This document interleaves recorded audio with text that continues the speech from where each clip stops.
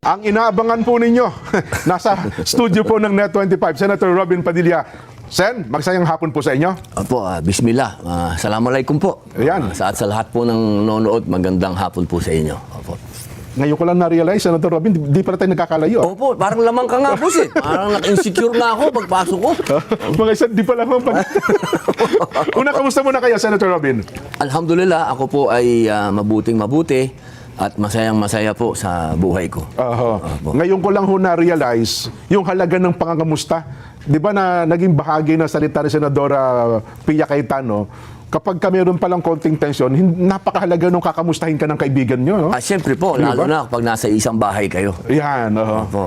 Yun. Kaya, doon ngayon, nakikita yung kapatiran.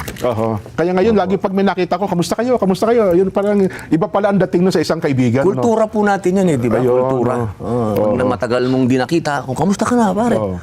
Lalo kapag ka merong konting tensyon, kahit hindi simpleng text, kamusta kayo dyan? Mga ganun pala, no? Ang importansya din, Senator Robin, ano po? Lalo na po kung malaking tensyon. Yan. Kapag pinag-uusapan na yung bahay ninyo. Simulan na ho natin yung binabanggit nyo. Noon hong nakaraang Lunes, gusto ho namin kayong magkwento eh. Bago ho naganap yung putukan, nagkaroon kayo ng sesyon sa Senado. Alam niyo na rin ba darating si Senador Bato nung araw na yon? Yan po ang yan ang gustong-gusto ko talagang umpisahan. Opo. Kasi masyadong maraming kwento, nandun na kagad sa pinaka...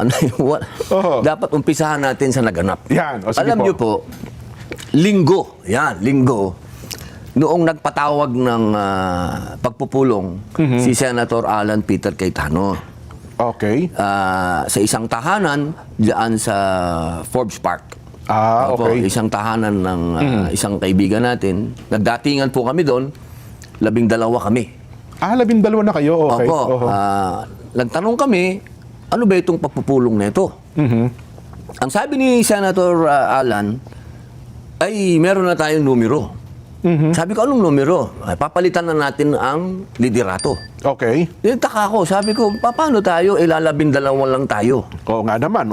Sabi niya, may dadating. Yun, sabi ko, sino yung dadating? Basta, malalaman na lang nyo yan sa araw na yon. Kaya nung dumating si General Bato, si Senator Bato, wala po kaming alam. Ayun. Kasinungalingan po ang sinasabi ng marami doon na mapaggawa ng kwento.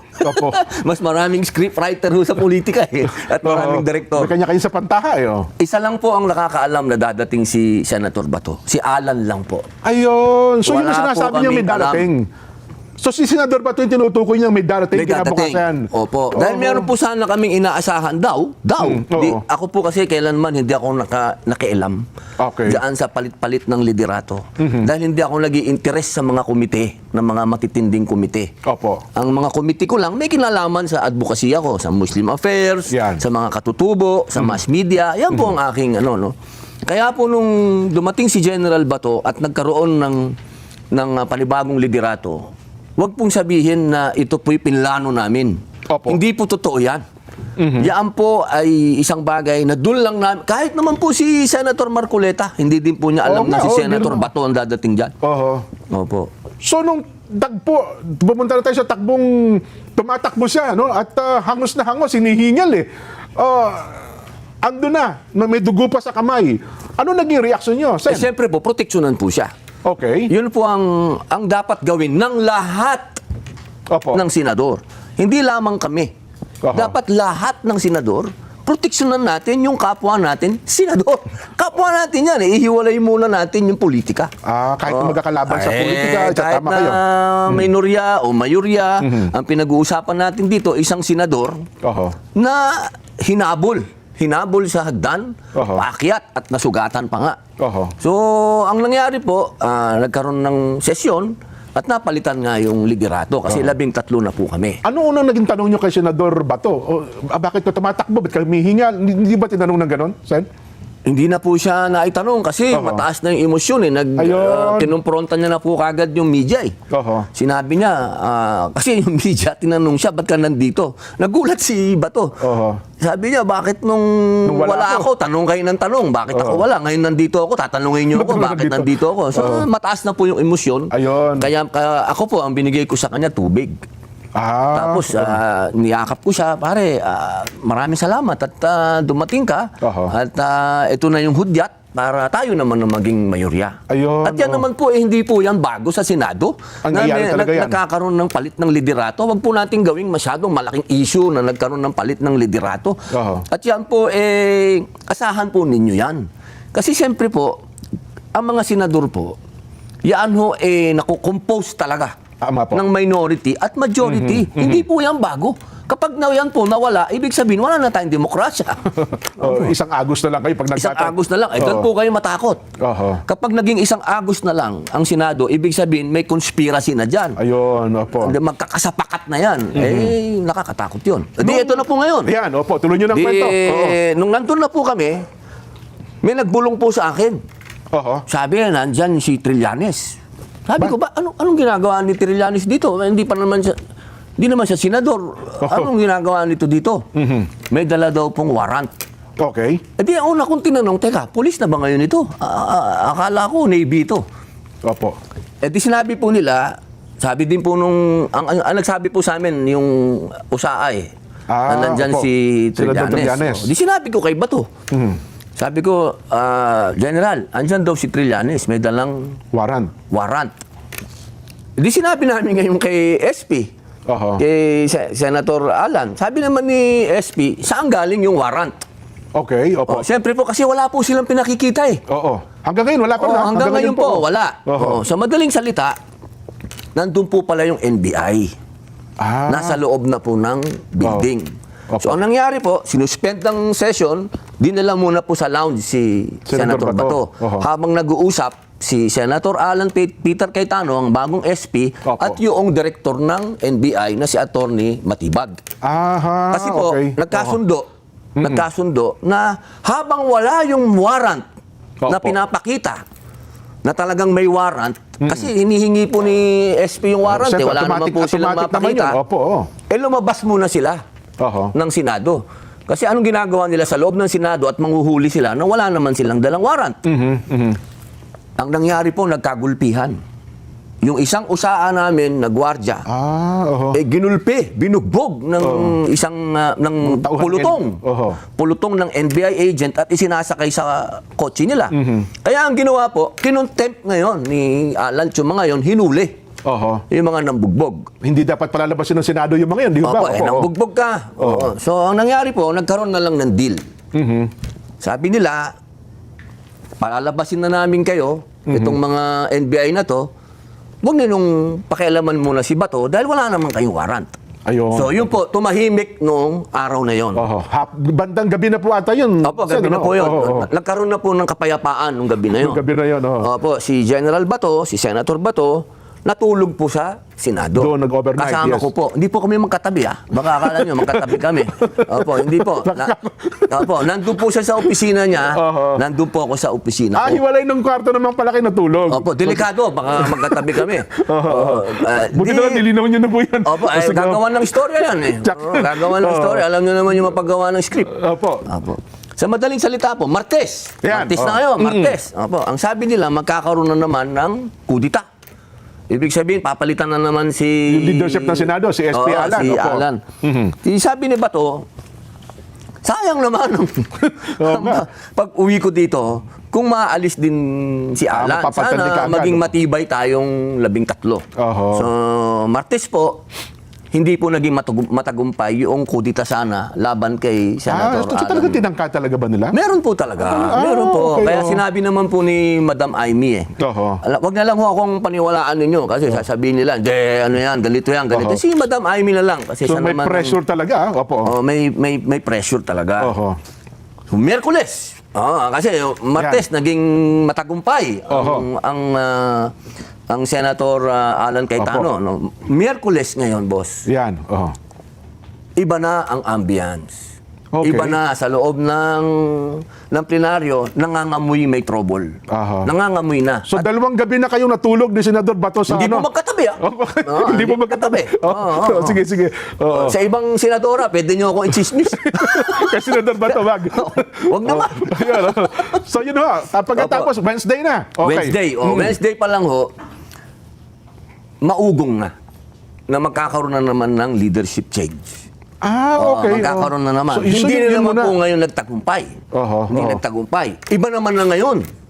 Oo, meron na tayong kinakatakutan ng mga armadong kalalakihan sa labas. Ito na yung sinasabi nilang pipiliting arestuhin si Senador Bato. Yun ho ba ang Yung nabalita una, hindi kami maniniwala. Okay. Kasi nag-usapan na eh. May usapang lalaki na si SP Alan tsaka si Director Matibag na sinasabi na may mga armado na sa labas. Kasi ako, natural na may armado na dahil 1,000 pulis na yun nandun eh. Oo nga po. Meron ng 1,000 Tsaka pulis may doon. nagrarally sa labas. Nagrarally na yung pro-impeachment, nagrarally na rin yung anti-impeachment. So kami, ang iniisip namin, itong ganap na ito, may kinalaman lang ito sa impeachment. Hindi kay Bato. Yun ang naging idea Ako, yun Opo. Kasi may usapang lalaki. Boss, lalaki tayo, boss. Opo, yun ang naging basa nyo ng pangyayari na yun. Pagka nagbigay ka ng salita, yun na yun, di ba? Nung gabi na, ang sabi kasi sa amin, dadating yung articles of impeachment. Opo, tama. Kaya ang sabi sa amin ni SP Alan, huwag kayong umalis. Dito lang kayo sa opisina ko. Kasi tatanggapin natin yung articles of impeachment. Ayun. Habang nag-aantay po kami doon, nagkaroon ng komusyon. Ang sinabi ng USAA, meron ng mga armado sa mismong premises na.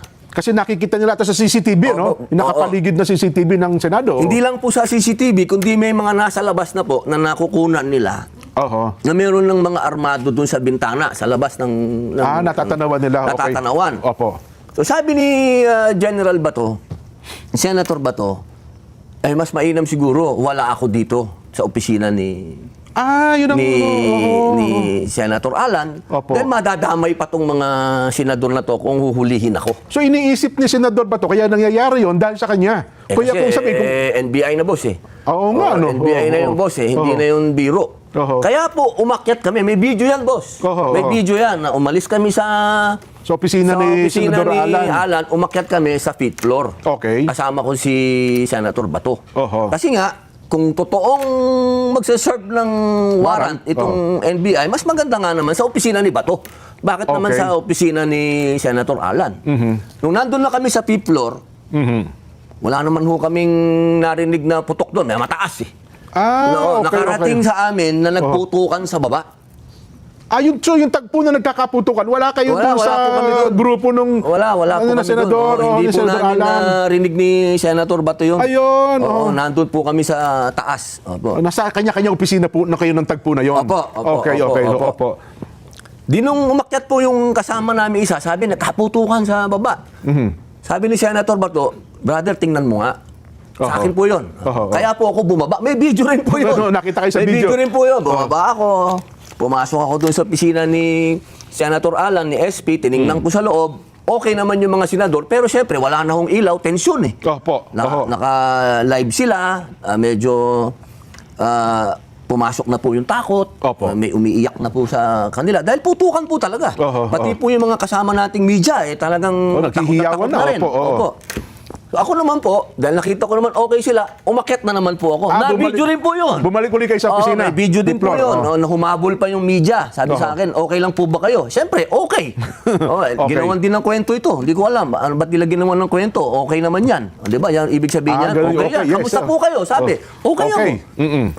Sumunod yung media. Ang sabi ko, huwag kayong sumunod kasi may mga armadong tao na dito sa Senado. Baka madamay kayo. Kaya gumaganon ako, doon kayo. So umakyat po ako uli kay General Bato. Sabi ko, pare, nagkaputukan na nga sa baba. Kitang-kita ko nag-alala si Senador Bato. Si General Bato. Sabi niya, maraming tao sa baba, pare. Madaming tao sa labas. Bakit nagkaputukan?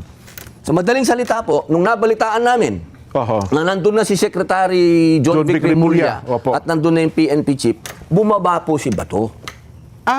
Si General So Bato humarap din pala sa noon. nakipag-usap kay Secretary John Vic. Dalawang lalaki naman ito. Maganda naman yung usapan nila. Ang sabi naman ni Secretary John Vic kay Bato, hindi ako nandito para arestuhin ka, pare. May video ko yan. Narinig natin sa video. Nandito ako para secure yung lugar. Sabi niya. Eto ngayon, si General Bato, sabi niya, nandun si PNP chief. Ang sinabi niya, pwede bang i-custody niyo ako? custody na lang niyo So, ako. sinasabi ito ni Senador Bato kay Kay PNP chief. Kay General Sa harap Batates. po ni Secretary Oo. John Vic Oo. na nagbiro pa. Nagbiro pa si PNP chief. Oh, sige, doon sa custodial. Nagtawanan pa kami. sa Custodial Center. Oo, tapos okay. sabi ni Bato, baka pwede naman doon sa White House. Sabi niya, Yung opisina ng yung bahay ng PNP chief. Opo. Ganun po kagaan, ha? Oho. Ang usapan. Oh, wala pong tensyon kasi nga, secure yung lugar. Oho. So habang inaantay po ni Bato yung salita ng kung papayag sila o hindi, lumabas muna si Bato, tiningnan niya yung pinangyarihan. Kung saan nagkabarilan, kung saan gano'n. Okay. Yun, nakita ko na po talaga na medyo nag-aalala na si Bato. Nag-aalala siya, hindi sa kanyang sarili, Hindi kundi po. sa mga taong nandun. Kung paano madi-diffuse Oo. yung sitwasyon na yun. Kasi boss, hindi na biro yun. Ha? Na kaya nangyayari yun dahil sa kanya nandun siya sa loob. Opo. Yun. Opo. Tsaka, sa totoo lang po, no, yung nangyaring mga warning shot na yan, nakatulong po yan para maging kalmado ang mga sitwasyon. Kasi, paano kung nakapasok yun? Oo nga, no?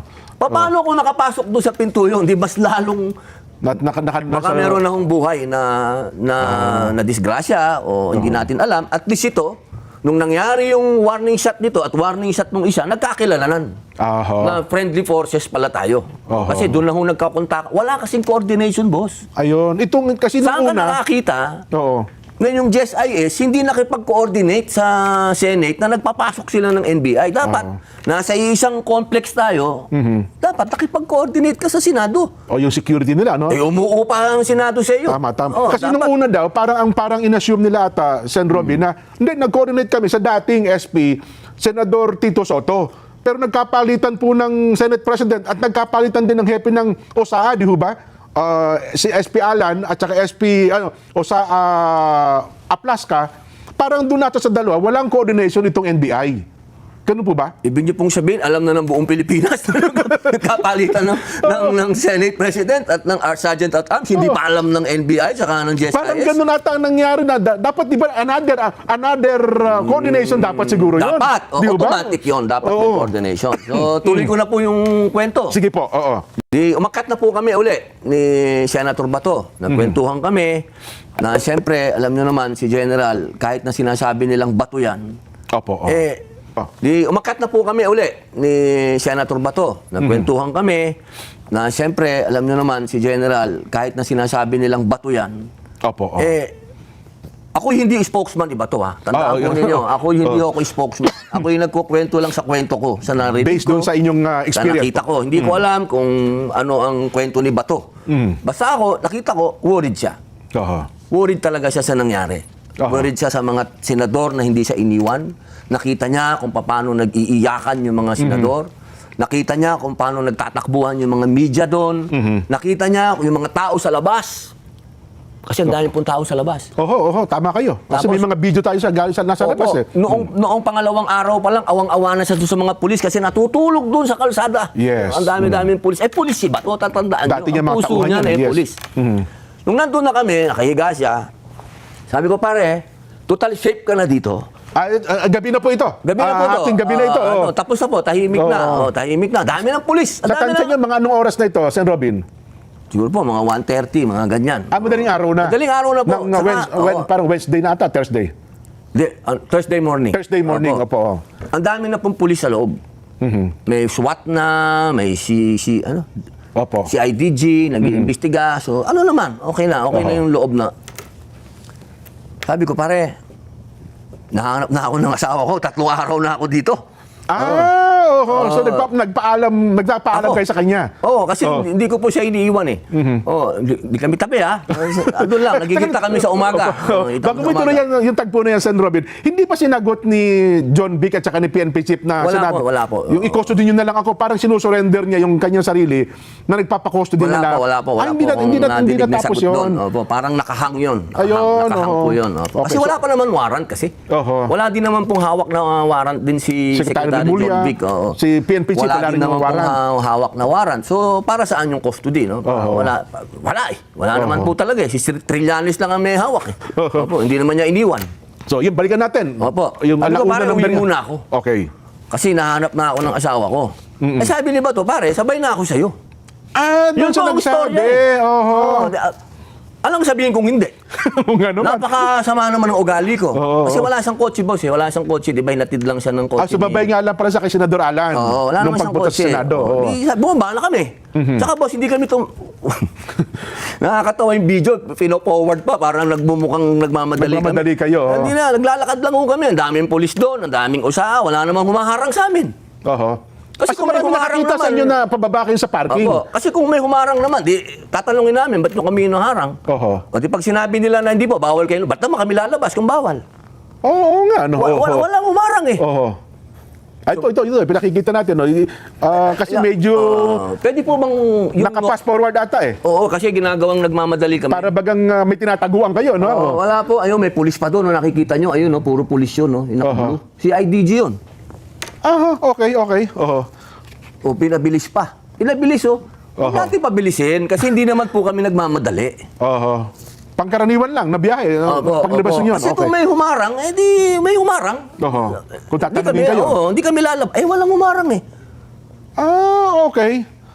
Oho. Ano nga gawin namin? Puro pulis dun. Ayun, pulis oh. Si IDG yun, oh. Yung naka-blue. So marami nakakita nung kayo talagang lumabas nung Senado, no? Tsaka boss, kung Oho. tatakas kami, may CCTV. Pambihira naman. Eh, di sana sinabi namin, patayin niyo muna yan, ha? Oho. Hindi, walang logic, boss. Walang logic. Ayun. Walang tumakas po. Umuwi lang kami sa mga bahay namin. So ito, lumabas yung ito, sasakyan nyo ito.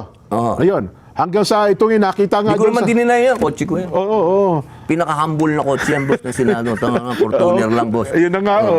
So, siguro tatanong ko, nung kasabay nyo si Senador Bato, saan bumaba? Eh, siyempre, wala siyang kotse. Opo, opo. Pumunta akong Makati. Oho. Kasi Pagdating sa sabi Makati, nakita nyo kayo sa airport o kayo sa Makati kayo yate. airport? Oo, meron daw ganung mga angulo eh. Ano naman ang gagawin namin sa airport? Wala, hindi ko kami napunta ng airport. Wala kami gagawin sa airport. Baka airport. Baka Air Force One. wala ako nagpunta ng airport. Wala rin yate. Na Wala din po kami, hindi din po kami pupunta ng yate. Ala namang, anong gagawin namin sa yate? Ayun, Ako gusto kong umuwi ng bahay. Siyempre po, ako naman, hindi ko po talaga inisip kailanman na kami tumatakas. Hindi po. So nung tagpo na yun, wala sa isipan Ako kasi niya ang parang... alam ko, ang sinabi sa aking malinaw ni SP Alan Cayetano, walang warrant galing sa local court. Oho.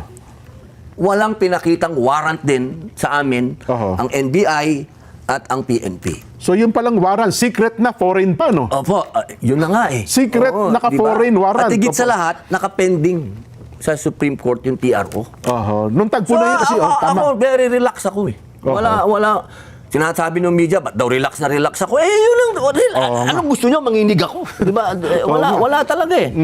Kaya po nung sa Makati, nung nandun na yung sasakyan ni Bato, nung bumaba siya, alam nga naman pigilin ko si Bato. Oo nga, no? Pare, andyan na yung sasakyan ko. Eh, sige pare ko. Alam nga sabihin mo, wag ka bumaba, wag mo ko iwanan dito. Pambihira. Ano yan? Sana po maintindihan po natin, ano? So yun ang huli ninyong Yun na po yung binabayo huli. sa Makati. Natataka nga ako, tinatanong pa ako ng media, alam ko daw ba kung saan nagpunta. Palagay mo ako, kaya ko itanong kay pare, saan ka pupunta? Oo nga, Diba? no? Ano ba naman, pambihira naman, Oho. Baka sinabi, pare, baka sama mo muna ako sa... Ako gusto ko na umuwi. Umuwi ng time na yun. Yun lang po ang ano ko na, kasi 3 araw na ho akong hindi umuwi. Pangit man sabihin, siyempre gusto mo naman makaligo ng tama. Opo. Makauwi talaga sa bahay, ano? Di ba ho? Iba din yung, alam nyo, minsan pagka ang brief mo reversible na, dapat gusto mo makapagpalit ka rin ng fresh brief, di ba? Ang bihira naman, oo.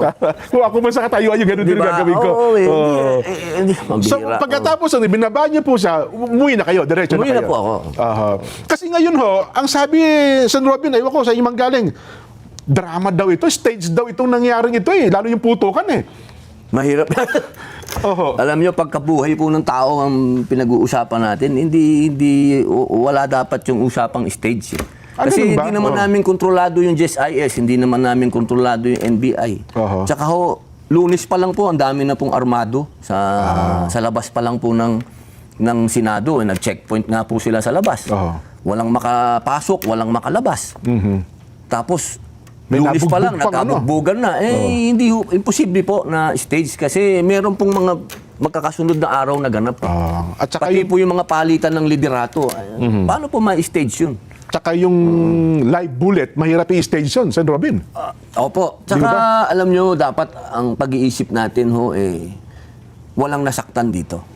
Magpasalamat po tayo sa USAA, doon po sa Sergeant at Arms at doon sa NBI na nagpalitan po sila ng warning shot at nagkakilalan. Kasi kung hindi po nagkakilalan yan at nakapasok po dun sa loob, marami pong madidisgrasyang buhay dito. Kayo po, Sen. Robin, mahilig kayo sa baril. Pero sabihin yung warning shot, call talaga ng tao yun, Hindi mo pwede sabihin, ako walang po warning criminologist po ako Opo, ako po graduate ng criminology. Alam po natin ang rules of engagement. Sa rules of engagement po talaga, yung warning shot, yan po ay ipinagbabawal yan. Yes, tama kayo. Pinagbabawal po yan. Pero, pwede mong gamitin yan kapag call mo na. Halimbawa, yung mas marami yung kalaban. Kalaban mo, yes. May Kailangan mo mag-warning shot para hindi makalapit. Meron pong mga sa rules of engagement na pinapayagan yan. Yun, hindi po pwedeng sabihin natin pag sinabi mong bawal lang. Hindi po. In every rule, sabi nga nila. There is an exemption. Yeah. Lalo pa nga ito, General Plaska, sana ito sa bakbakan Yan po, alam nyo, tandaan po natin, ito pong mga nasa USAA, trained po ito ha. Si General Aplaza po ay PMAyer. Hindi po yan sundarong kanin. Yes po. Yan po, ang record po niyan matindi. Opo, kumbaga battle-tested. At ang mga USAA po, dyan sa Senate, meron po dyan mga talagang highly trained. Yes po. Yung iba po dyan, galing pa sa sundalo talaga Yung tinatawag natin elite. Opo, meron din po dyan, mga criminologist talaga. Wala po dyan yung tinatawag natin sigang kanin. Sa tingin daw ng iba, Sen. Robin, isa nyo na nga manggaling, si Senador Bato daw, fugitive ngayon Pero sa inyo bang mga senador, sabi nila, bayani para sa inyo si Senador Bato. Kasi inisip niyo yung kalagayan, kapakanan, ng mga nasa loob mismo ng Senate building Kayo, anong pananaw niyo mismo? Wala pa naman sa akin po una, nasaan yung warrant na nagsasabi na siya ay fugitive dito sa Pilipinas. Wala po akong nakikita pang warrant of arrest sa kanya. Pangalawa, talaga bang ganun na tayo? Talagang yung mga dayuhan na ang ating iintindihin. Talaga bang tatanggapin natin na nagkakagulo tayo ngayon dahil sa warrant ng isang dayuhan? Para po sa akin, hindi siya fugitive. Hindi ko matatanggap na fugitive siya dahil sinabi ng dayuhan. Siguro kailangan antayin po natin yung manggagaling sa ating local court. Kung local court na po, galangin natin yung atin. Pagka dinidiktahan tayo, parang gusto ko maggubad ng t-shirt. Kasi si Malbar General Malbar nga. General Malbar. Pero pagka ganyan na dayuhan kasi yung pinag-uusapan, nagiinit yung tenga ko. Kailan natin mapapanood yan? Yung General Malbar. Inahitan na ako boss. Pero teka lang, sa pangyayaring ito, magkakaroon daw po ng mga investigation. Willing ba kayo na makipag-coordinate o makipagtulungan sa anong investigasyon? Lagi ko pong sinasabi na tayo po ay lagi ko pong sinasabi sa media yan. Antayin na, bago nga po ako nagsalita, inantay na muna natin ilabas nila yung mga ebidensya nila. Hindi po ako talaga, wala po akong record na hindi sumunod sa batas ng Pilipinas. Nagpakulong nga ako ng 3.5 taon dahil ginalang ko ang batas ng Pilipinas. So, marami dyan, tinatakasan. Well, nandiyan na po ito. Nangyari na. Sen. Robin, napakaganda ng kwento ninyo.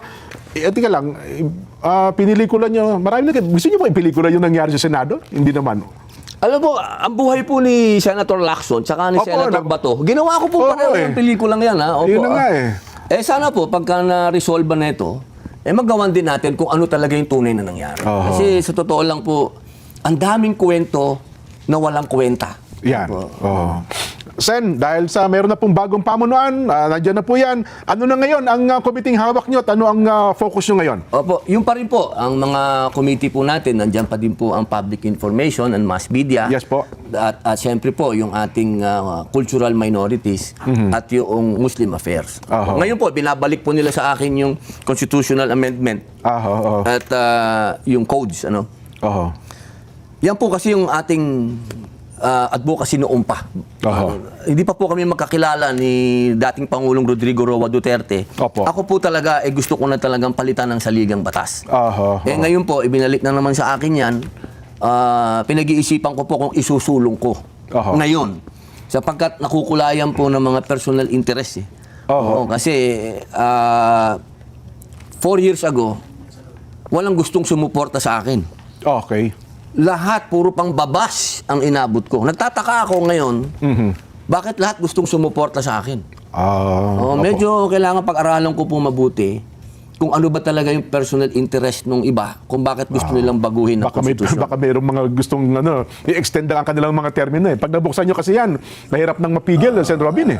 Sa akin po ngayon ang pagbabantay dyan. Kasi dapat po ang interest ng taong bayan at ng ating bansa na sa ngayon po ay lubog na sa utang.